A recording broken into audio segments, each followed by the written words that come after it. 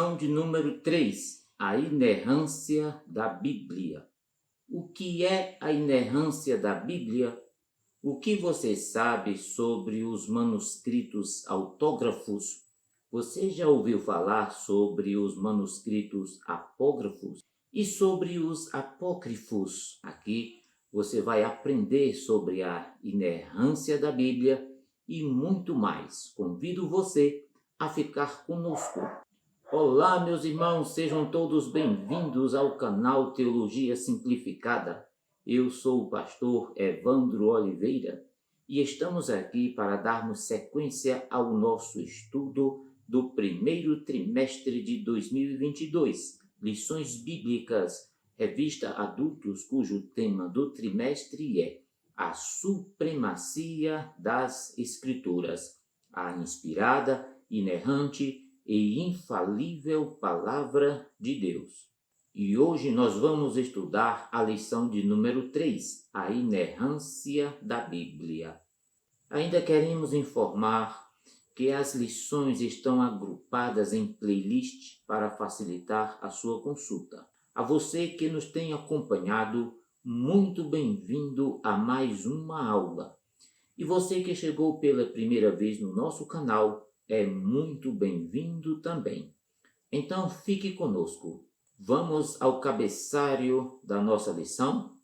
Lição de número 3. O tema é a inerrância da Bíblia.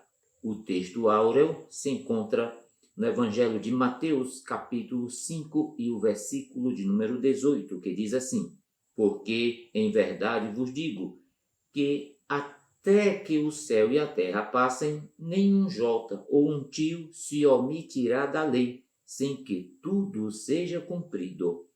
Vamos agora para a verdade prática.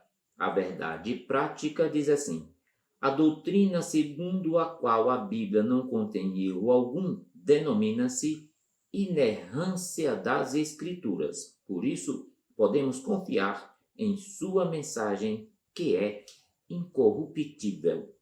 Muito bem, meus queridos irmãos, vamos agora para a nossa leitura bíblica em classe. A leitura bíblica em classe tem dois textos. O primeiro texto é Mateus capítulo 5, versículo 17 até o 21, e o segundo texto é Hebreus capítulo 10, versículos 15 até o 17. Temos como objetivo da lição informar que a Bíblia é isenta de qualquer tipo de erro. Esse é o primeiro objetivo. O segundo objetivo, que deve ser atingido em sala de aula pelo professor, é explicar que o Espírito Santo manteve a revelação divina incorruptível. E o terceiro objetivo da lição é constatar que a Bíblia é a verdade de Deus. Então, nós vamos estudar 3 pontos da nossa lição. No primeiro ponto, nós vamos estudar o que é a inerrância da Bíblia. Estaremos trazendo conceitos sobre a inerrância da palavra do Senhor e também você vai estar aprendendo sobre a infalibilidade e a inerrância da Bíblia. Tudo no primeiro ponto. No segundo ponto, nós vamos estudar o Espírito Santo preservou as Escrituras e vamos aprender a identificar o que são os manuscritos autógrafos, o que são os manuscritos apógrafos e também nós vamos estudar um pouco sobre os apócrifos e pseudopígrafos. No terceiro ponto da nossa lição, nós vamos estudar a verdade nas Escrituras, também com os seus subitens. E eu convido você a permanecer conosco, teremos uma aula abençoada. Vamos agora, queridos irmãos, estudar o primeiro ponto da nossa lição. Mas, antes de continuar, eu quero fazer 3 pedidos a você. Pode ser? Primeiro, se você é novo por aqui, faça a sua inscrição no nosso canal agora. Eu vou dar um tempo para você fazer isso. O segundo pedido é: assista o vídeo até o fim. Tem subsídios, imagens, mapas e muito mais informações para enriquecer a sua aula. E o terceiro pedido é, caso você queira, deixe aí o seu comentário. Ele é muito importante para todos nós. Muito bem, meus irmãos, vamos ao primeiro ponto da nossa lição. Você sabe o que é a inerrância? Quero falar de uma forma simples. A doutrina da inerrância é a crença de que a Bíblia é verdadeira. Naturalmente, há muito mais do que isso a dizer sobre a definição de inerrância. Inúmeros livros foram escritos explicando, definindo e também defendendo essa doutrina. Mas a essência da inerrância é a crença de que a Bíblia é a palavra de Deus. E quando Deus fala, ele fala a verdade. Assim, a crença na inerrância é a convicção de que tudo o que a Bíblia afirma é exato, seguro e confiável. Então, irmãos, primeiro ponto da nossa lição: o que é a inerrância da Bíblia? Em síntese, irmãos, podemos afirmar que a inerrância é a doutrina segundo a qual a Bíblia não contém erro algum. Significa que ela é verdadeira em tudo o que afirma. Desse modo, a Escritura é isenta de erros nos aspectos doutrinários, espirituais, éticos, morais, históricos, culturais, científicos e em todas as outras áreas, em todos os outros temas.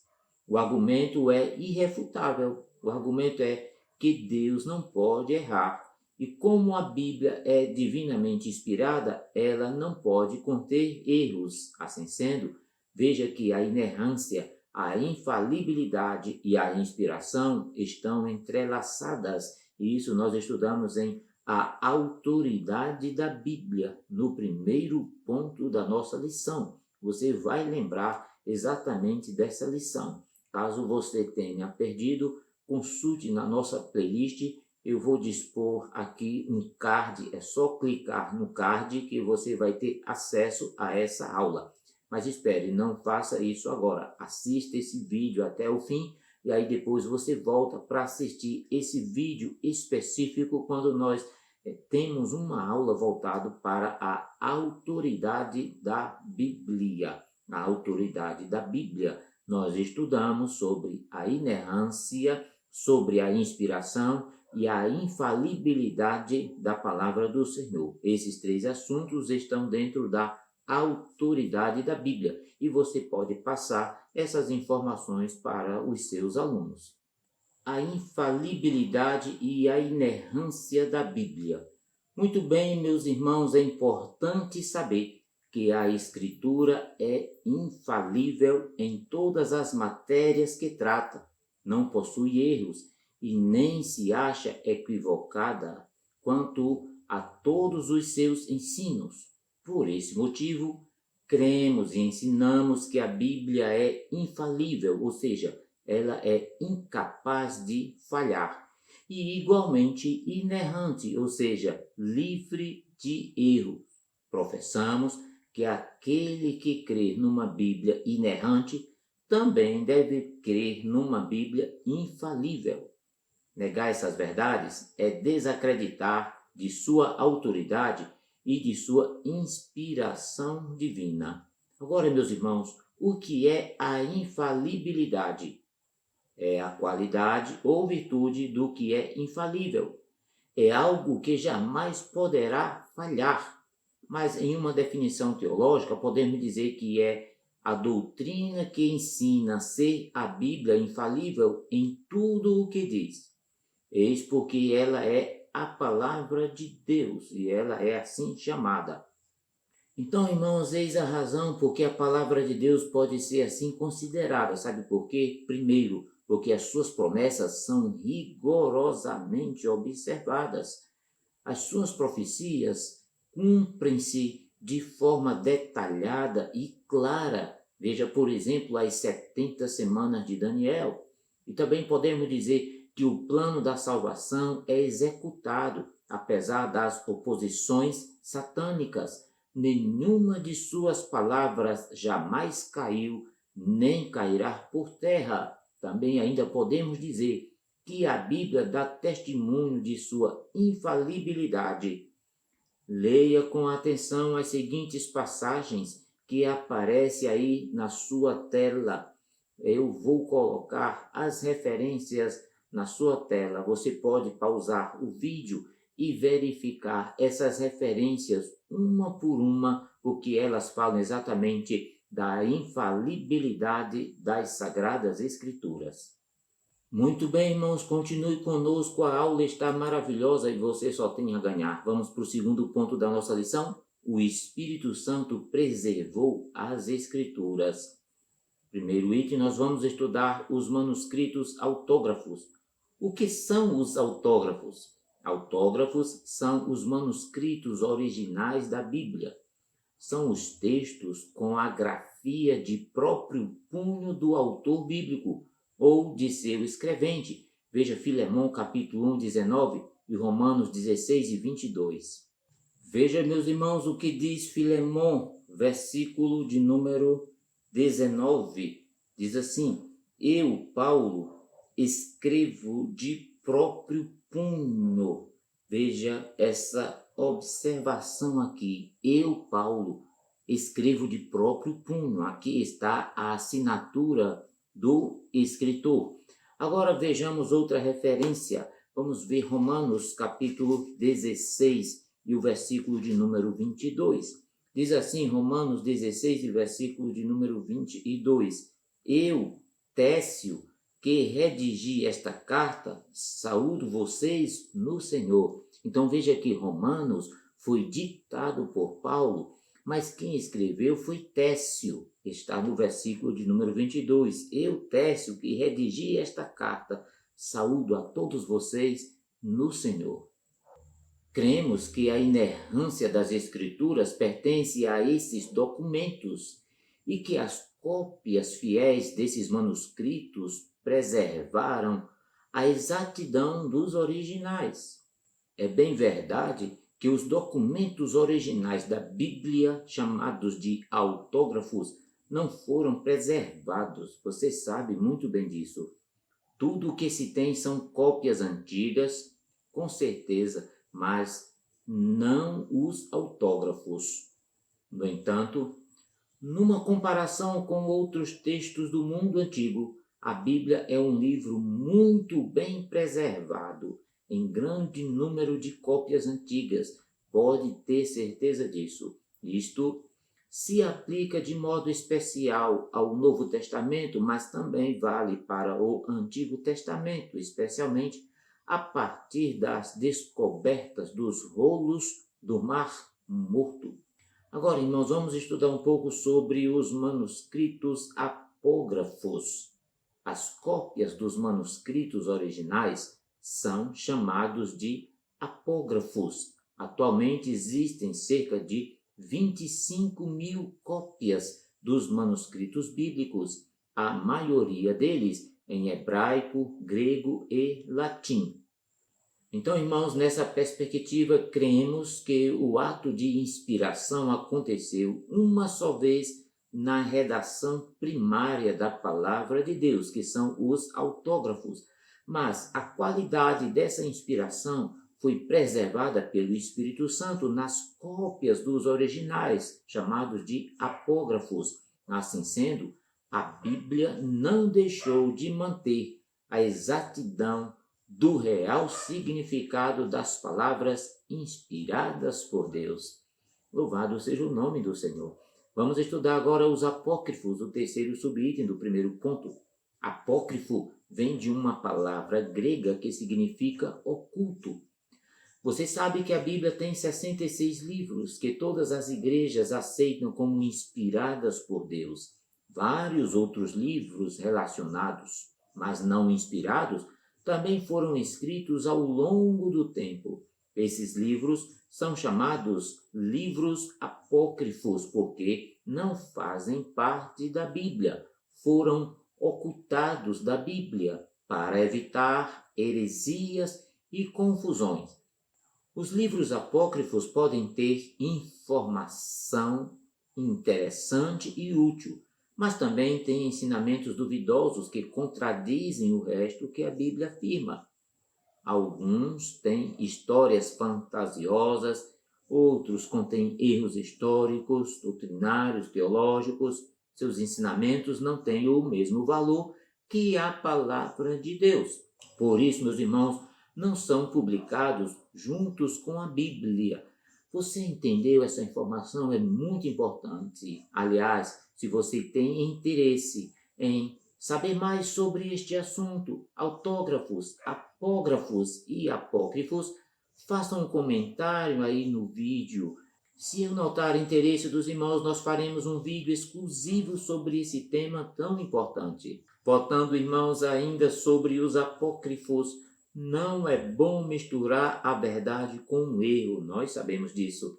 A lista dos livros apócrifos aceito pela Igreja Católica é Tobias, Judite, Sabedoria de Salomão, Eclesiástico, não confundir com Eclesiastes, Baruque e a Carta de Jeremias, 1º e 2º Macabeus, trechos acrescentados a Esther, trechos acrescentados ao livro de Daniel. Muito bem, fique conosco, a aula está maravilhosa. Vamos ao terceiro ponto da nossa lição, a verdade nas Escrituras.